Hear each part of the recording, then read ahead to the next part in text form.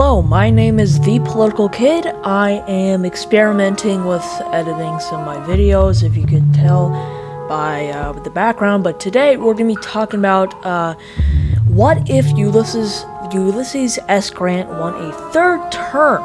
Now, this is a very complicated issue. You say, what if he ran in 1876? No, he was very unpopular. The Republicans knew that he was unpopular, and the kind of Democrat establishment aligned with Samuel Tilden, which was a very popular character, so they wanted a new moderate Republican that would be Rutherford B. Hayes, just to barely beat Samuel Tilden in the electoral vote. Samuel Tilden actually won in the popular vote, so there was no way that Ulysses S. Grant would win overall in 1876 if he were to run. So instead, like he did in our timeline, if you didn't know this, he ran in 1880. So basically what happened is, the Republicans were divided since Samuel Tilden did very well, and they were kind of scared that if people were mad about the Rutherford B. Hayes administration and kind of what happened in 1876, they'd vote for the Democrats. However, Rutherford B. Hayes was not running, so there was many contenders, including Civil War veterans and John Sherman, who was the brother of the famous Sherman general, and he was helped by James Garfield. And there was also a few other contenders like James Blaine, who was a very popular figure but can never really win the presidential nomination, and even when he did win it in 1884, he couldn't win the general election. And then there was Ulysses S. Grant. There was many people who wanted to go back to that kind of establishment Civil War general era, and he kind of was the process for that, and there was many people who advocated for that, but the main contender was obviously the guy who was president before and was still popular among veterans and such. And yeah, they could have nominated him. However, 1, he was older, 2, he wasn't as moderate as some of the other players, and 3, it was a deadlock convention in the end because there were so many contenders that they had to pick a compromise candidate of James Garfield only because he gave a great speech. James Garfield didn't even want to be president.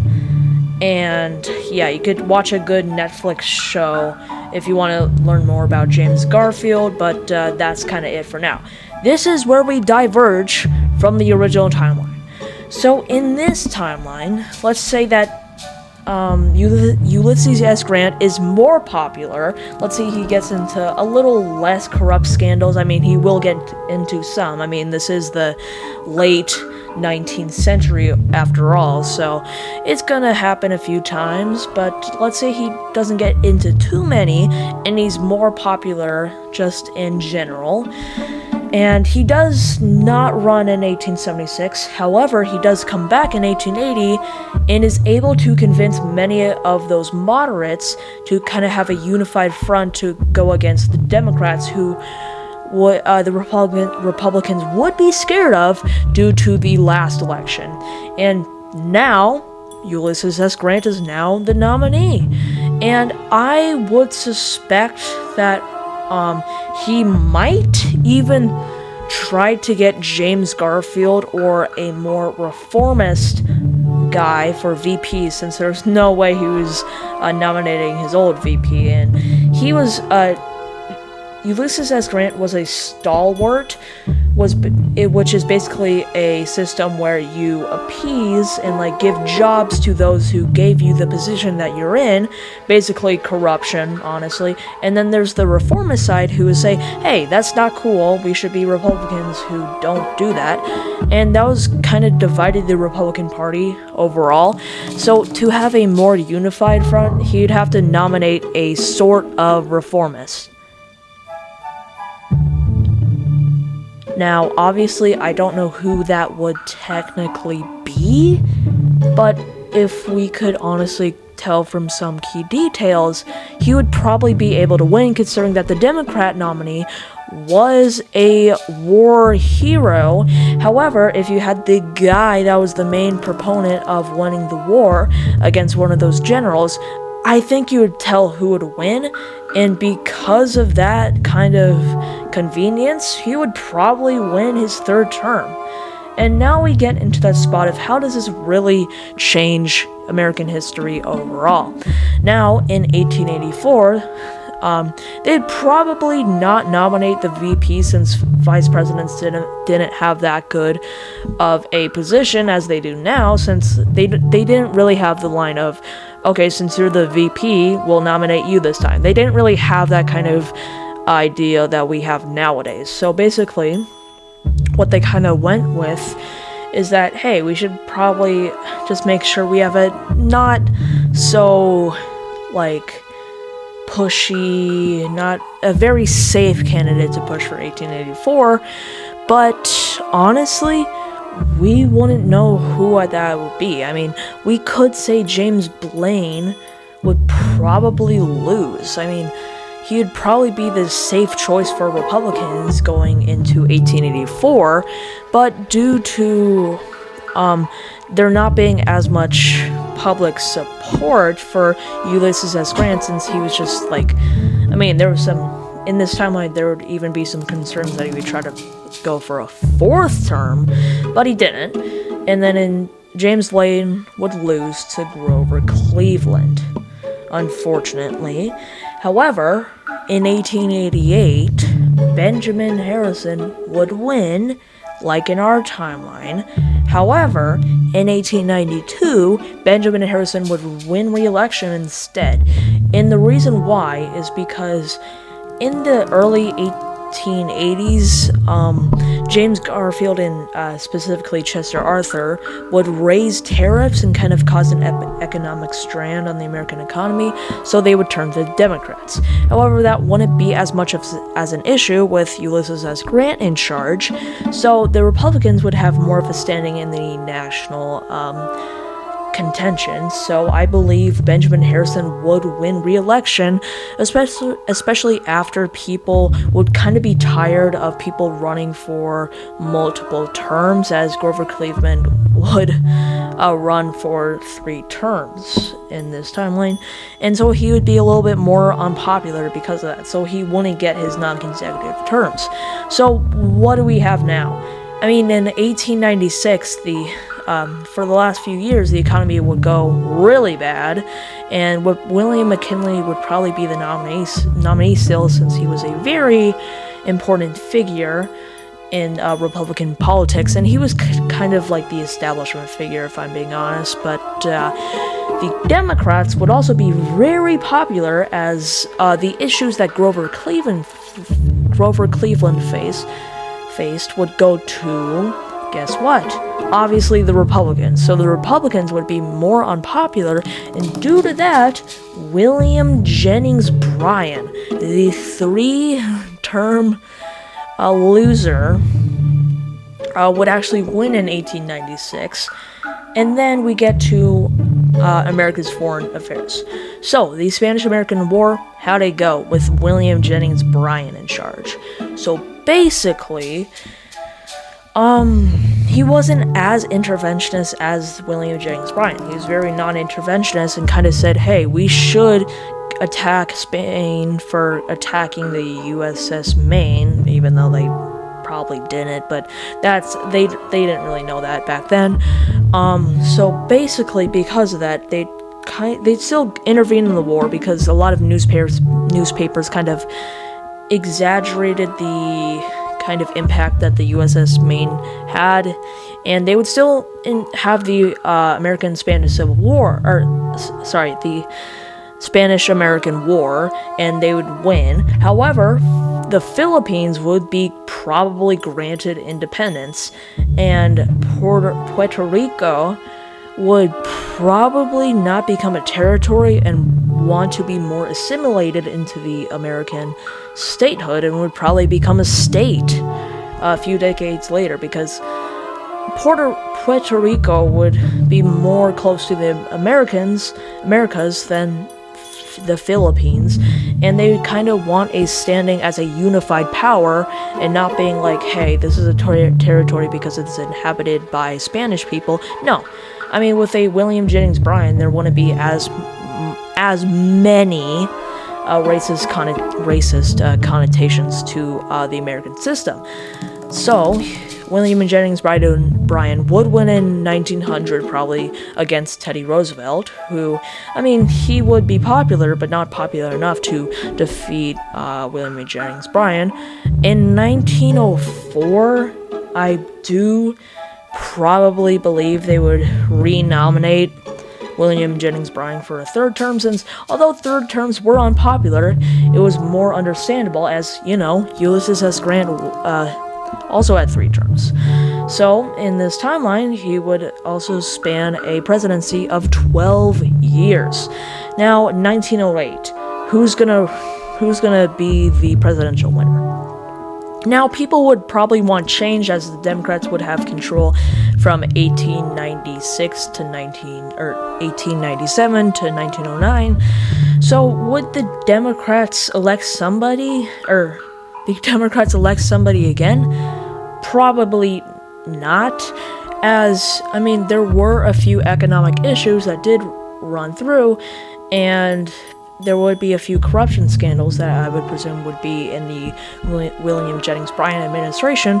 So, William Howard Taft would win in 1908. He was the Secretary of Defense or State, I can't remember which, in Teddy Roosevelt's administration, and therefore picked for the presidency in 1908. But in this timeline, he wouldn't have that position. However, he would be a unifying figure in Republican politics, since he wasn't that reformist, progressive type of Roosevelt, but also not that imperialist kind of laid-back part of William McKinley. So William Howard Taft would probably be the presidential winner in 1908 against a William Jennings Bryan vice president, or William Jennings Bryan figure, maybe. Whoever would run, maybe Champ Clark, the Speaker of the House during that time, or around that time. But the Democrats would probably lose. In 1912, the Republicans wouldn't be divided like there were in our timeline against Woodrow Wilson. The Republicans would win 1912 with William Howard Taft getting another term, and then we go to the World War I era. Now, William Howard Taft didn't want to be president that much as other presidents, so he would probably he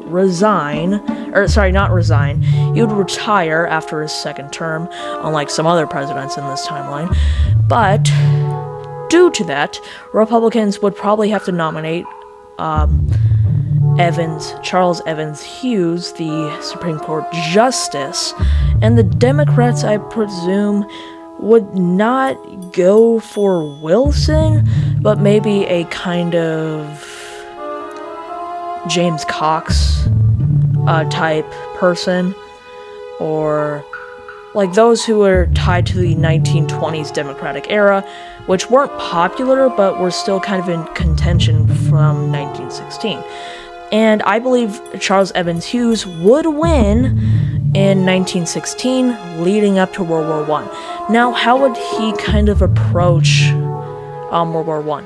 He would probably intervene, honestly, considering that the American public was heavily against German kind of influence in Europe, and there was many pro-Allied, pro-Entente sentiments within the Anglo-American and like Irish-American and those types of groups of people. And therefore, when the Lusitania was probably attacked, the Republicans would try to get more interventionist and probably since like the Democrats would now be seen as non-interventionist since William Jennings Bryan, and the Republicans would kind of become more interventionist because of William Jennings Bryan. Therefore, after the sinking of the Lusitania, there's a very good chance that Charles Evans Hughes would, in his administration with Congress, declare war on Germany. We don't know how fast, but it'd probably be a couple months after, since it wouldn't be like a Roosevelt kind of ideology of, hey, they attacked us, so let's attack them. No, it would be like, oh, they attacked us, well, have sanctions on them, and oh, the American people don't like them? Okay, let's declare war. That kind of be the mentality that the Charles Evans Hughes administration would have in general. And the Americans would win World War I, however, there wouldn't be a League of Nations, and instead a defense kind of alliance with a lot of Entente powers. The Soviets would still take over, and the Germans would be beaten a little earlier, because Charles Evans Hughes would probably declare war earlier than Woodrow Wilson, but that's kind of it.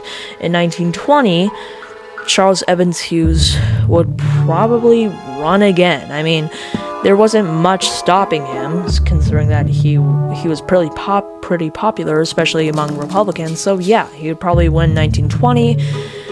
And then in 1924, they would probably nominate Calvin Coolidge and run against Franklin Roosevelt.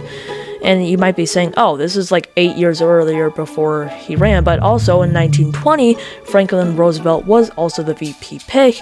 In this timeline, he would probably be a senator or in Congress earlier and not governor of New York. And because of that, we'd probably have Franklin Roosevelt running, because there's a lot of economic issues going on, and it wasn't quite the Roaring 20s yet, and there would be a still quite change of policies, and not as best of the public sentiment would be towards the Hughes administration.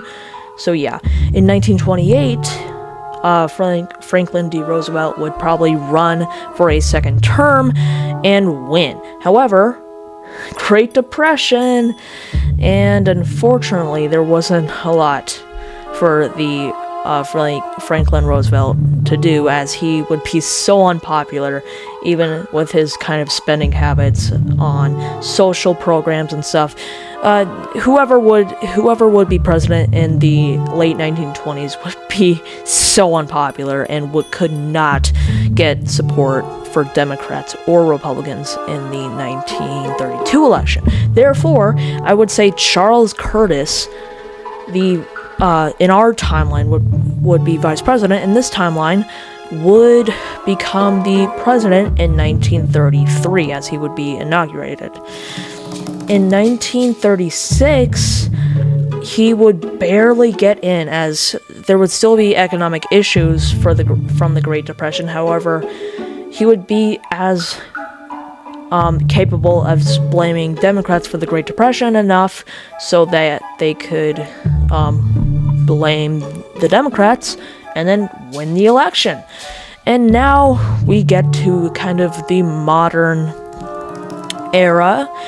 1940, Thomas Dewey would probably win. In 1944, I would guess, I don't know. Thomas Dewey would probably win re-election. In 1948, Truman would win, because he was a moderate figure and he would be in the Senate for a bit longer, and he wouldn't have the kind of scandals that Truman did in the late 1940s, and so Harry Truman would be elected. And now, Truman had a lot to deal with, and in 1952, Adlai Stevenson would probably win, actually. You might be thinking, what? Why? Well, in this timeline, the Americans would actually go way earlier into World War II than in our timeline, and therefore, Korea wouldn't be divided. There would still be many conflicts. However, the Korean War wouldn't happen, as Charles Curtis would go into the Asia sphere earlier and kind of do that.